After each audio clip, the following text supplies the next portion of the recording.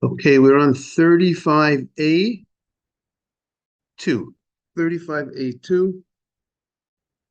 We just said yes last time on Friday, you can't use a etrog that came from an Asherah tree, from the tree that they worship for idols, or from an Erne Dachat, or a city that's condemned, because since they have to be burnt, we said it's missing in the shear, it's missing in the size of the etrog. Because the Gemara is saying that something's going to be burnt has the status of it's burnt. Good morning, Mr. Batet. Now we're learning a new piece regarding Orla. As we said last week, Orla is a tree. The first 3 years of the tree, we said the Torah says you can't eat the fruit, you can't have benefit from the fruit. The first 3 years of the fruit tree. And the Mishnah says another subject: a fruit tree, a fruit tree, right? So we're saying that the Mishnah states that you cannot take a fruit, an etrog, from a tree that was planted within the last 3 years. If it was from a tree that was planted within the last 3 years, that etrog is not able to be taken. And if you do take it, you do not fulfill your obligation of etrog. What's the problem? It looks like an etrog, it has all the features of an etrog, but since you cannot, so it's related, and the Gemara is going to explain what's the issue. It's related to the limitations or the restrictions the Torah puts on the Torah says that Orla, the fruits of a new tree, you can't eat from it, you can't benefit from it. And somehow that's going to play a role, but the fact that you can't eat from it, you can't benefit from it, it's going to play a role that you can't use it for an etrog. Now, we know there is a concept that mitzvot are not given, it's not, a mitzvah is not a personal, physical, material benefit. A mitzvah is something that's more of a spiritual type of benefit that we have from a mitzvah. Being that that's the case, so the fact that I can't eat it, the fact that I can't benefit from it, I'm not, the typical benefit that's referred to as benefit is I'm not having a typical benefit. The typical benefit is connected to a monetary concept, and I'm not having that here. I'm not having a that's not what's happening when you're doing a mitzvah. It's not the idea that I'm getting a physical type of benefit. It's a different type of benefit. It's a spiritual type of benefit. The mitzvahs were given. Hashem says, "You are my avadim, you are my servants," and of course, all the mitzvahs is technically for our benefit, but the mitzvah is given for the purpose of serving Hashem. So it's not the typical type of benefit, and therefore the question is, what's the reason why I can't fulfill my mitzvah using this etrog, this fruit from the orla? I'm not, it should benefit me to have benefit from it, but I'm not having the typical type of benefit, right, Ralph? I'm having a benefit, we'll call it a spiritual benefit. I'm doing it for the mitzvah. So why is it that this orla, this fruit, this etrog from this tree, it grew last year, the first 3 years of the tree, why is it that I cannot fulfill my mitzvah of etrog? So the Gemara brings two opinions of why I'm not able to fulfill the mitzvah, and that's what we're going to be focusing on today. Shel orla pasul. It's on the right column, the right side of the page. Shel orla pasul. If it was from the orla tree, it is invalid. Pligi ba Rav Chia bar Ovin, Rabbi Asi. So the Gemara says there's a dispute between two rabbis, Rav Chia bar Ovin and Rav Asi, and the Gemara at this point does not know which rabbi said which reason. We know these are the two rabbis that said different reasons. We're going to tell you the reasons that they stated, but we cannot identify which rabbi is behind this reason and which rabbi is behind the other reason. And later on, the Gemara is going to try to figure out which rabbi is behind each reason. You know, as you know, The Gemara was oral, was originally it was oral. Eventually, they wrote it down, but being that it was oral, so sometimes you can remember two people had a dispute, but you might not remember which one said which reason. So that's what the Gemara had over here. Pligi ba, again, we are in the right column, 35A2. Pligi ba, Rav Chia bar Ravin, Rav Asi. There's an argument of Rav Chia bar Ravin, Rav Asi. Charama, one said, Lefisha ein ba et achila. The issue is there's no allowance for you to eat the etrog that is from those trees for the first 3 years. And because there's no allowance of eating the etrog, when the Torah says about the etrog, it says, "Ulakachtem lachem." Take something for yourself. Something which the Gemara is interpreting it. This opinion holds lachem, something that's for you, something that you have rights to eat. And if you don't have a right to eat it, it's not called you're taking something that's for yourself, because you don't have something that's yours, sort of that's for yourself that you're taking if you can't eat it. Good morning, Max. If you can't eat the etrog, so it's missing in the qualification of being lachem. We had this lachem. We know the first day of Sukkot, you have to own the etrog. I can't borrow your etrog on the first day of Sukkot. And we also strict the second day of Sukkot. We also strict about it. We tell you, if I don't have my own etrog, I say, could you gift me your etrog on the condition I can give it back to you, but I need it as I have to own it. It has to be lakachtem lachem. Take something that's for yourself, that's for you, that belongs to you, or lakachtem, take lachem, take something that's yours.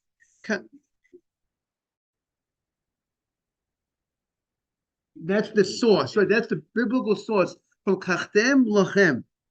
Take for yourself. Take something that's lakachtem lachem. Take something that's lachem, that's yours. Bayom harishon. You're taking something that's yours, lachem. If you borrowed it, it's not yours. What you say? Bayom harishon, the first day of Sukkot. Therefore, we say the other days of Sukkot, outside the land of Israel, as like we said, we try to be strict on this, on the second day because it's also Yom Tov. Throughout Chol Hamoed, I could borrow a lulav, not Bayom harishon, but the first day you have to take something lachem that's yours. Therefore, I can't borrow. So too, Max was saying, lakachtem lachem, if the etrog is from an earlier tree, which is a tree that was planted it's in the first 3 years of the tree, it's a new tree, since you can't eat it, you can't eat the produce, so one opinion says, it's not lachem, it doesn't belong to you, it has to be yours. If you can't eat it, and this opinion is saying, it's missing in being yours, because you can't eat it. So is that really called yours? Now you could say maybe there's something that I can't eat that I still might be able to own. But this opinion says if the question is what does it mean to be yours? How far the yours has to be? Does yours have to be? You have to also have to be able to eat it, or just if I own it, is that enough? Even if I'm not capable of eating it, is that enough that I own it? That's the understanding at this point of the Gemara of the dispute of what does it mean, lachem? Morning. So the Gemara says, Charama, on the right corner, 35A2. Charama lafisha ein bo het achila. The issue is because there's no allowance to eat the etrog, and therefore I'm not taking something that's mine. I'm not taking something that's mine. If I can't eat it, it's not really mine. It's missing in lachem. The charama, and really this opinion is holding lachem means when it says yours, it doesn't mean that just you have to own it. You have to, where Rashi explains, something that's yours that you're able to have all different types of benefits from. If you can't eat it, you're not able to have all different types of benefits. So therefore, it's not really lachem. So lachem is very broad. It not just has to belong to you, but has to be something that's yours, that you're capable of having all different types of benefits from. And an etrog from the orla tree, you cannot have all different types of benefit. You are forbidden to benefit from an etrog, from an etrog that you might, that's from the orla tree. I can't benefit. I can't take the etrog and betroth a woman with the etrog. It's my etrog. It grew on my tree. I planted the tree. But you know what? Since I can't have benefit from it, I'm not eating it. I'm giving it to the woman. I'm not allowed to eat from the etrog tree, I can't have a benefit from the etrog tree, and therefore, here, if I can't eat it, it's not called. It's missing. It's not called lachem. It's not really mine. Max, is that clear or not? Tell me what's on your mind. So, the example you gave was like for like something worth more than a certain top. Right. If I want to use it to betroth a woman, I can't do that. Why not? I'm not eating it, but I can't. I can't benefit from it. It's a benefit. Usually, it costs you some money. Costs you at least some to me the first 3 years of the tree. The produce that grows the fourth year is not orla. It's not forbidden to benefit. So even if you say that it grows, you don't use it for anything. It's just there, tree. That produce that you picked from the first year, the fact that the fourth year comes, that produce does not become permitted. It's only produce that grew after 3 years. Only the produce is no longer orla. There are certain other laws for the fourth year. There's a whole discussion about maybe taking it to Yerushalayim, eating Yerushalayim. An etrog that grew during the first 3 years of the tree. Right, that's not called, even though you planted it, it's your tree, you own the tree, you planted it, but you can't eat that fruit, Mr. Haber, the fruit of the first 3 years. And because you can't eat it, doesn't fulfill the requirement of being lachem, of real ownership in a way that the Torah, this opinion says that the Torah, good morning, that when the Torah says, I want you to take something that's yours, if you can't eat it, that's not really, this opinion holds that's not really called yours. That's this, we're going to see a different opinion. Everybody agrees you can't use the produce of orla to fulfill your mitzvah of etrog. The only question in the Gemara is, what is the reason? Law, case, reason. The focus here of the Gemara is the reason, and the Gemara is going to show, based on how you understand the reason, there'll be different practical ramifications in certain types of situations. Yes. Yes, Ralph.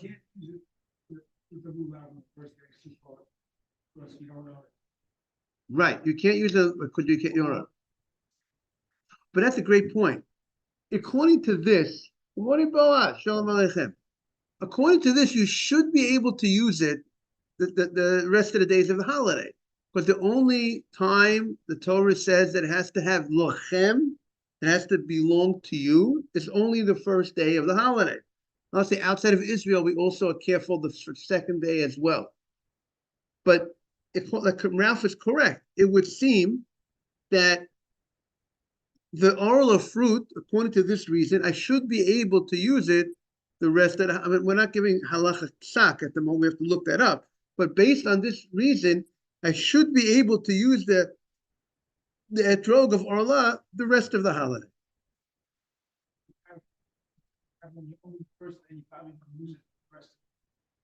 Okay, but let's say you had an etrog and the pittum fell off, broke on the first day of the holiday, saying that now you need another etrog, and now it's chalamoid.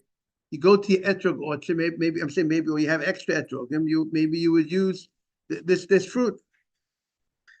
Yes.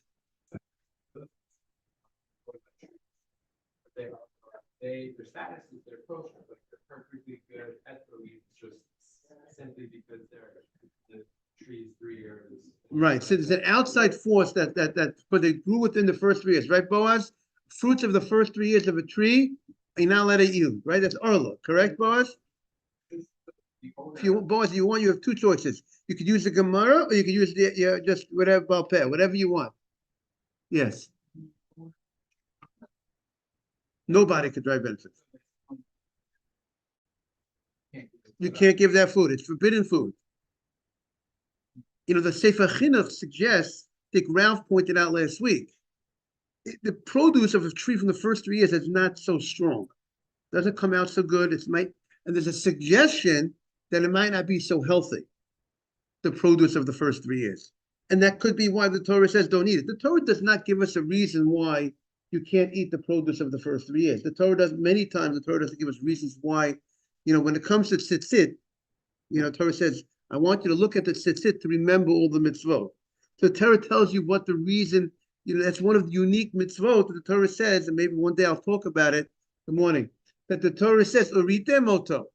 You will see the tzitzit, and then you'll kartem et kol mitzvot Hashem. So the Torah is telling you, I want you to look at the tzitzit for the purpose of remembering the mitzvot, right? But not always does the Torah give you the reason why, so the Sefer Chinuch or the Rambam says it's a very good thing to try to suggest what is the possible reason for a mitzvah. Every mitzvah has reasons. Okay, so that's the Sefer Chinuch's approach to Orla, the tree of the first 3 years. Just want to remind everybody that we have to make sure we say Birkat HaTorah before we learn. So if someone didn't say Birkat HaTorah, they should say the Birkat HaTorah. Okay, so the Gemara says, V'chad Oma lefi she'ein ba din mamo. The other opinion says that the reason why if you planted a tree, an etrog tree, just to bring everybody up to date, we're learning Masechah Sukkah. If the new members that joined the class, welcome. We learn Masechah Sukkah, and we're talking about planting an etrog tree. The first 3 years of an etrog tree, you cannot use the produce. The etrog are not allowed to be used. And this person says the reason why you can't use it for etrog if it's the first 3 years, because it doesn't have a value, doesn't have a monetary value. The issue, according to this opinion, at this point of the Gemara is, it's not about that you can't eat it. That's not the issue. The issue is you have to have something that belongs to you. Lachem. Belonging to you means it has a value. It has a monetary value. This is something that has your resources.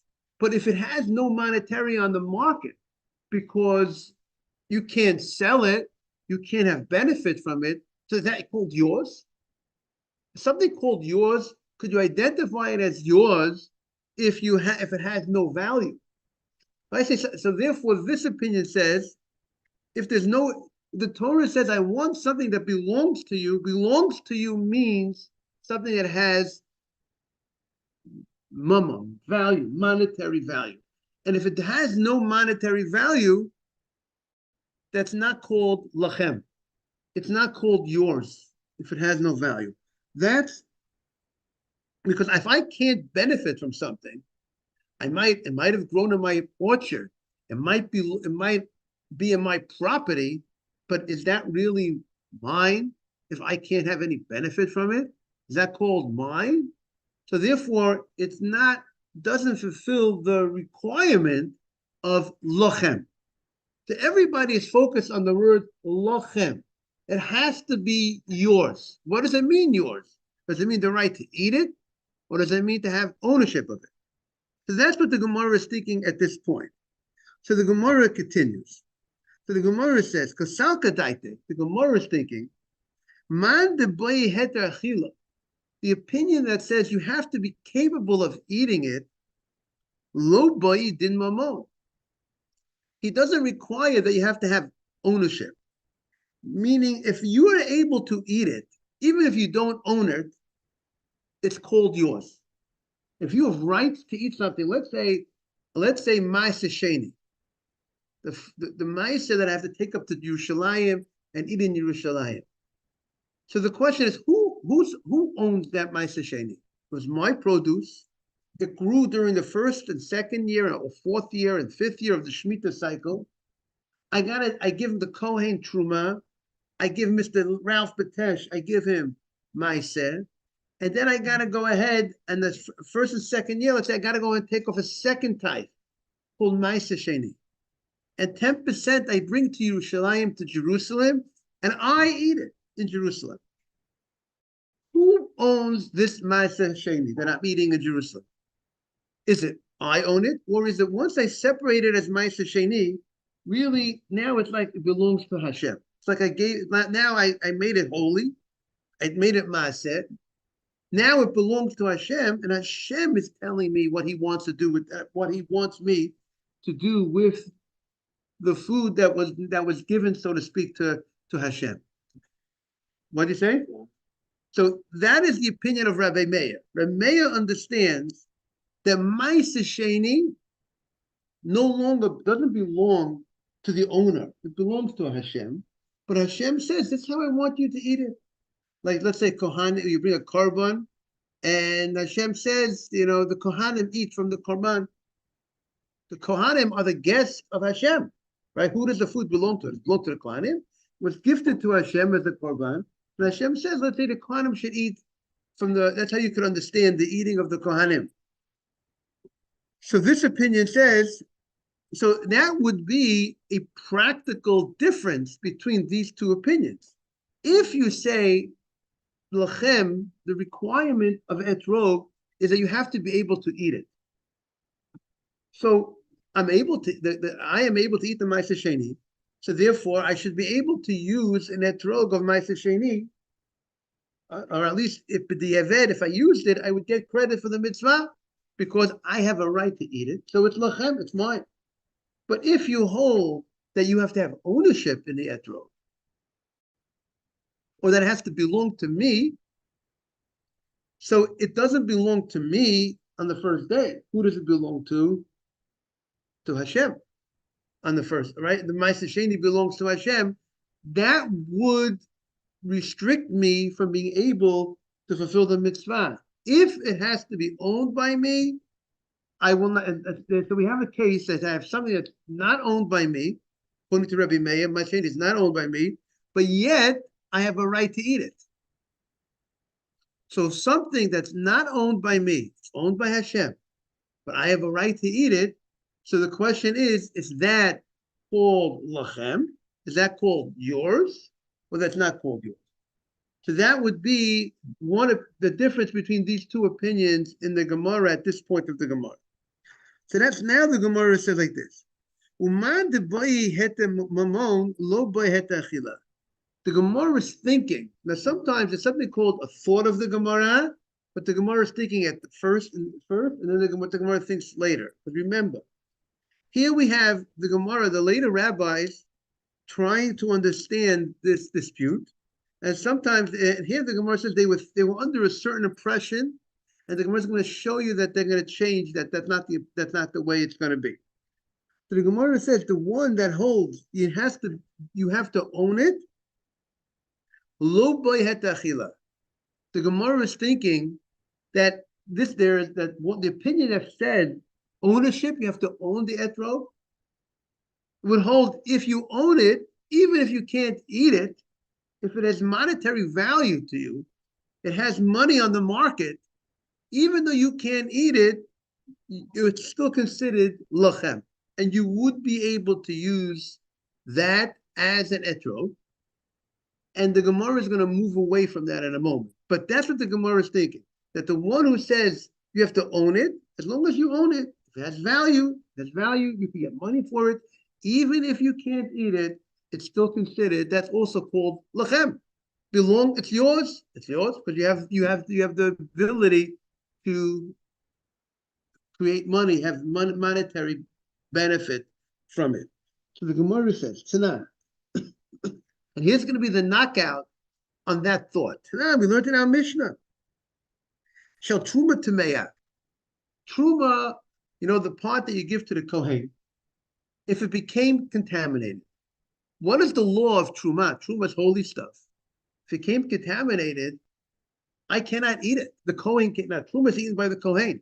the Kohen no longer could eat the truma if the truma became contaminated. But the Kohen has a right to use it as, let's say, fuel. Let's say there was oil, shemen.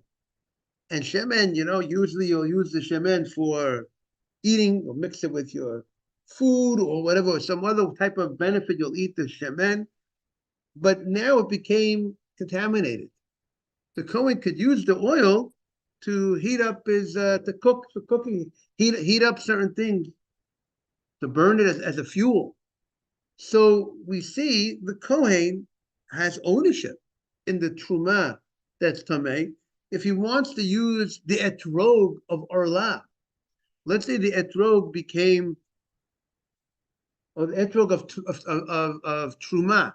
If the etrog of truma became contaminated, one Ariel, and he wants to use it as firewood, he wants to go ahead and throw it into the fire to keep the fire going. Right? It has, it has stems, it has certain parts of the etrog that maybe is flammable, right? Truma, he's allowed to use it. If he can use it, technically, he could take the etrog that's tamei and use it for fuel. But yet we say, even though he could use it for fuel, he can't eat it. And the Mishnah says, the Kohen, you cannot fulfill your mitzvah of etrog with an etrog that was from truma that was contaminated. Why not? You have ownership in it. The reason is because you're not able to eat it. So the Gemara proves that a prerequisite for fulfilling the mitzvah of lula, of etrog, has to be something that you're capable of eating. If you can't eat the etrog, even though you could have benefit, there's a monetary value to this etrog, permitted a benefit.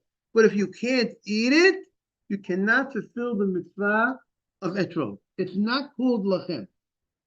So the whole dispute is not in that everybody is going to agree you have to be able to eat it, the Gemara is going to say, in order for you to be able to fulfill the mitzvah of etrog. The only question is, you also have to own it. Is it possible that if you're able to eat it, but it's not, you don't really own it, like I gave the case of Ma'aseh Sheni. According to Reb Meir, I eat the Ma'aseh Sheni, right? I bring it to Yerushalayim, I eat it, but if it belongs to Hashem, it doesn't belong to me, it's not. So that's the question, can I fulfill the mitzvah of an etrog of Ma'aseh Sheni? That would be, according to the two opinions, that would be the difference. So the Gemara says, let's see it inside. Tanan, we learned in our Mishnah, so Truma Tameya, we're in the bottom of 35a2. So Truma Tameya, Truma, the part that goes to the Kohen that was contaminated, Pesula, I cannot fulfill the mitzvah with Truma that's contaminated. So the Gemara says, Bish lama lamandiyama, according to the opinion that said that it's all about eating. If I can't eat it, I cannot fill my mitzvah of etrog shapir. I understand truma that it's contaminated, I can't eat. That's why I can't fill the mitzvah. But according to the opinion of mamon, the issue is I just have to own it. I have to have monetary value that belongs to me in this etrog. Why can't I fulfill my mitzvah with truma that's contaminated? I have monetary value. It has value. It has value on the market. It's firewood. I could heat this up. I could use this as firewood under my food that I'm cooking. So the Gemara says, Ella, we turn the page. Ella, the Gemara says, everybody agrees you have to be able to eat it. In order for you to fulfill the mitzvah of etrog on Sukkot, Ariel, you have to have the ability to eat that etrog. You're not going to eat that etrog over the Yom Tov. During the holiday, you're not allowed, it's designated for the mitzvah. You don't eat it, right, Mr. Haber? But keep pligi, where are they arguing bedin mamon regarding the concept? Do I have to the monetary? Do I, the one who's doing the mitzvah of etrog, do I have to not only have the ability to use and eat the etrog, do I have to also own the etrog that it's mine? Mar Sava one holds, Heta Achila Bina. The main thing is I have to have the ability to eat it. Din mamon lo binat, but it doesn't have to be mine. It's enough mine. It's called lachem. It's enough mine that I have the ability to eat it. That right, the ability to eat it is called lachem. Makes it mine. Enough. Umar Sava, the other opinion holds, din mamon bi'inan. I also need to have the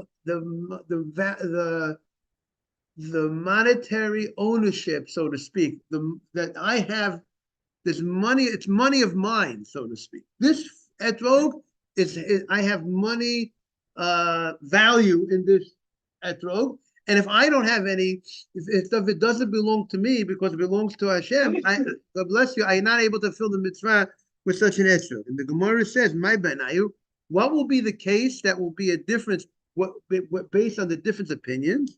Ike benayu ma'aseh sheni shebYerushalayim, ma'aseh sheni in Jerusalem that we spoke out. Aliba the Rameya, according to the Rameya, the Rameya says ma'aseh sheni does not belong to you. Even though you're going to eat in Yerushalayim, you take off that tithe, you eat in Yerushalayim, but who owns it? It's Hashem. The Chacham disagree. The Chacham say you own it. And what will be the, the Chacham say you own the ma'aseh sheni. So according to Rameya, the opinion that says you have to have the right to eat it in order for it to be yours, for you to use on Sukkot.